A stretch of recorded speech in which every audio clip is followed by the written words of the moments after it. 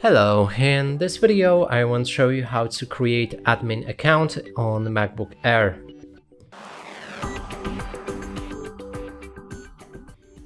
To do this, we'll need to open our system settings, then navigate to the bottom of the page and find user groups.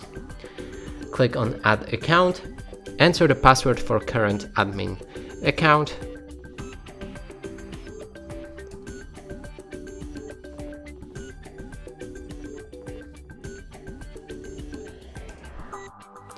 then change new account type to administrator, give it a name, also account name, enter the password and verify it. Then it's recommended to hint the password, and when it's ready, click on create user and it should add another administrator user.